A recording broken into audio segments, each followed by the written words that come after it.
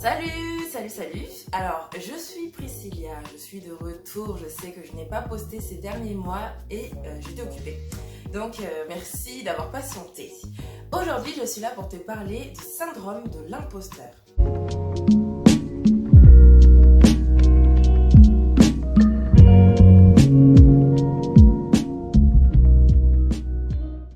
Je ne sais pas du tout si tu sais ce que c'est, mais aujourd'hui, tu vas le découvrir. Et la plupart d'entre nous en sommes atteints sans s'en rendre compte.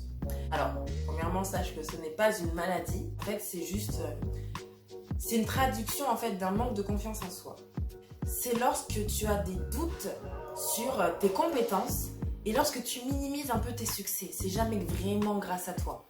Le syndrome de l'imposteur, ce n'est pas de la modestie. C'est vraiment de la sous-estimation de ses capacités. C'est quand tu as ce sentiment... de ne pas être à ta place, de ne pas être légitime, d'être une fraude et que quand tu te compares aux autres, tu te sens inférieur. Alors aujourd'hui, si je t'en parle et si je fais cette vidéo-là, c'est parce que moi-même j'ai eu à un moment ce syndrome de l'imposteur, je ne me suis pas rendu compte et j'ai fait des recherches en faisant de l'introspection, j'ai fait des recherches sur internet sur ce que je ressentais et donc j'ai lu ce que c'était.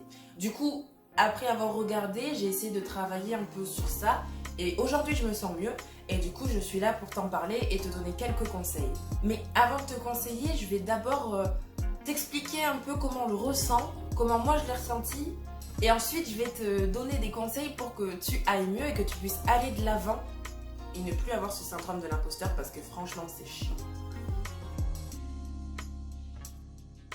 Alors, les symptômes, si je peux dire ça comme ça va déjà premièrement, et moi c'est vraiment comme ça que je l'ai ressenti, c'était cette impression d'être une fraude, de pas être à ta place, de piquer la place de quelqu'un, que ouais, si t'as réussi tel truc, c'est pas vraiment grâce à toi, c'est parce qu'il y a eu telle personne qui t'a aidé, parce que tel prof ou tel examen ou tel mec était à ce moment-là de très bonne humeur. Enfin, tu trouves tout le temps des excuses. À chacun de tes succès, tu minimises au max. Et c'est exactement ce que je faisais. Cette impression que même si tu es à l'aise dans un domaine, t'es jamais entièrement compétent. Et en fait, tu as l'impression d'être bon partout, mais excellent nulle part. T'es un moyen, tu vois. T'es juste un gars moyen qui n'est bon nulle part. Et t'arrives pas à voir tes qualités. Et justement, ce côté où tu as l'impression d'être bon nulle part fait que tu as l'impression de ne jamais être à la hauteur. Peu importe ce qu'on va te demander de faire, peu importe ce que toi tu as à faire, tu as cette impression de ne jamais être à la hauteur. Et vu que tu as cette sensation de ne pas être à la hauteur, quand quelqu'un va te donner une critique, même si celle-ci est constructive, tu vas y penser et t'en rappeler. Et je le sais parce que c'est comme ça que je le vivais, c'est que quand quelqu'un me disait ah attention tu devrais faire ça de telle manière, je me disais oh là là, ça c'est vrai, je ne sais pas faire, je suis trop nulle, oh mon dieu, nan. Et en fait, c'est justement ces autocritiques-là aussi qui sont terribles parce qu'il y a un manque de bienveillance complet quand on a ce syndrome-là de l'imposteur. Et les autocritiques qu'on se donne, du coup, oui, vu que ce sont des autocritiques, elles sont très dures, elles sont pas sympathiques. Et du coup, tu t'autocritiques, tu te compares aux autres, tu te compares à ceux qui sont avec toi, ceux qui sont dans son même entourage, à tes collègues, à d'autres personnes. Enfin, tu te compares et tu te dis « Wow, purée, par rapport à eux, je suis tellement pas bon, je suis tellement nulle. » Enfin, tu te compares, mais pas pour ton bien-être en fait. Et c'est pas bon. Et il y a zéro sympathie, il y a zéro bienveillance. Et non seulement tu te compares, mais en plus, le regard des autres est important et va avoir son rôle en fait dans ton autocritique. Du coup, ça fait beaucoup d'éléments et on se rend même pas compte qu'on les cumule. C'est des petites pensées, ça vient, ça te... Oh, c'est un vase et lui là. Le pire quand on a le syndrome de l'imposteur, c'est que on a l'impression qu'il faut qu'on profite au maximum du temps qu'on nous accorde avant qu'on se fasse griller. Moi j'avais ce truc là, je me disais c'est sûr qu'à un moment on va capter que je n'ai rien à faire ici, que ce soit dans mon entreprise ou dans mon école, on va me griller, on va se dire mais celle-là elle bosse pas, ce qu'elle fait c'est médiocre, et enfin Et moi perso c'est quelque chose que j'ai eu très longtemps, c'est la peur de l'échec. Du coup je fais tout pour réussir, mais dès que je réussis, je minimise parce que c'est pas vraiment grâce à moi. Bref, tu as compris le schéma, quoi. En fait, il y a deux types, il y a deux généralités vis-à-vis du syndrome de l'imposteur. C'est que quand tu as un objectif ou quand on te donne une tâche à faire, tu vas attendre la dernière minute, tu vas laisser le truc se faire, tu vas repousser jusqu'à la dernière minute. Et vu que ça va pas être qualitatif comme travail, ça va te paraître logique, étant donné que ce n'est pas ta place et que tu as volé la place de quelqu'un. Ou alors, au contraire, c'est que tu vas tout donner. Tu vas travailler comme jamais, tu vas rien lâcher, tu vas tout donner pour avoir l'excuse de ouais, mais c'est parce que c'était facile, c'était nana, il y avait ci, il y avait ça, il y avait... Bref. Et en plus, le pire là-dedans, c'est que tu as besoin de reconnaissance, mais que quand on te l'attribue, c'est pas vraiment grâce à toi.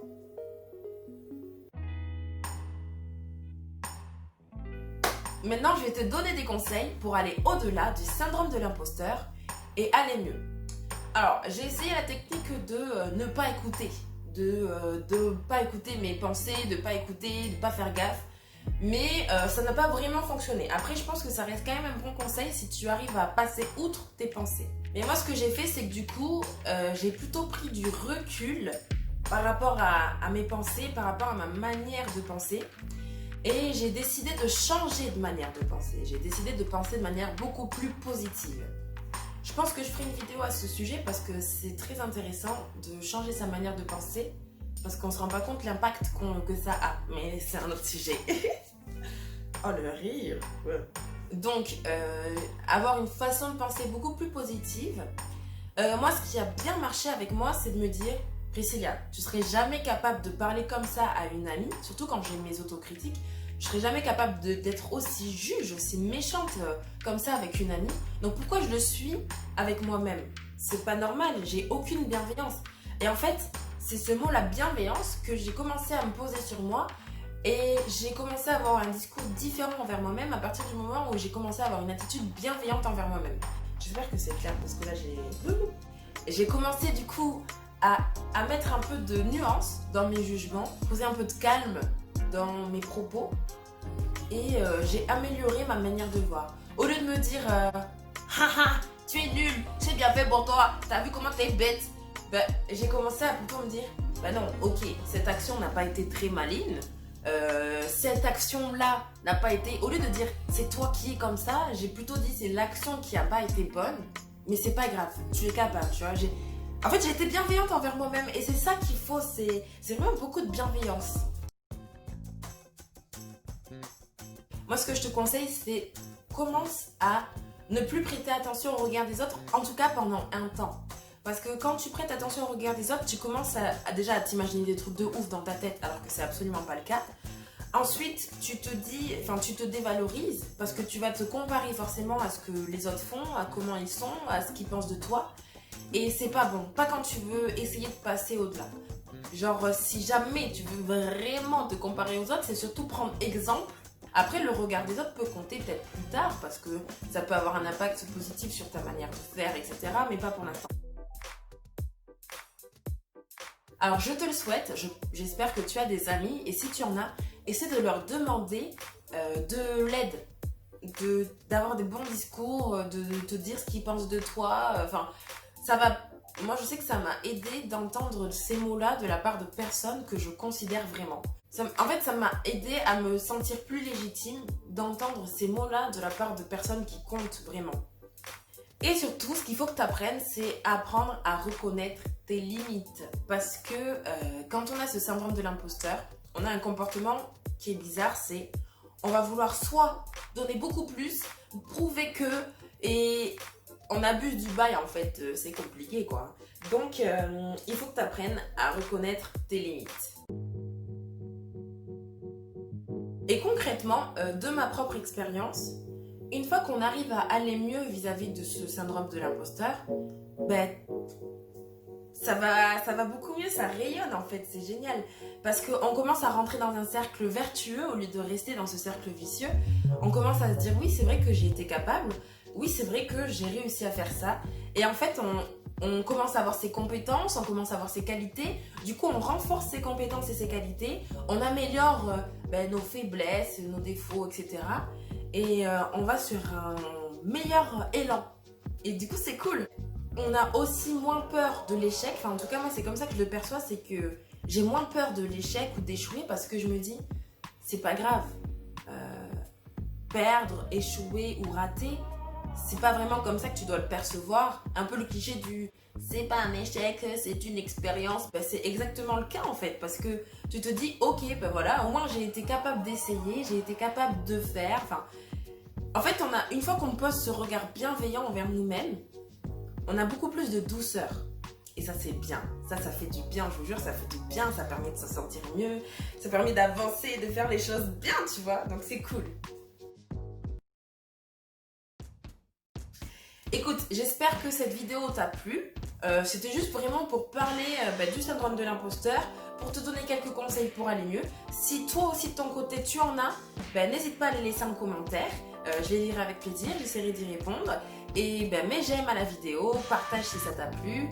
Et voilà, j'espère du coup te revoir très bientôt, refaire une vidéo très prochainement, idéalement sur apprendre à être bienveillant envers soi-même et changer sa manière de penser pour être beaucoup plus positif. Et voilà, en tout cas ça m'a fait plaisir de te donner ces conseils-là et j'espère te revoir bientôt. Merci beaucoup.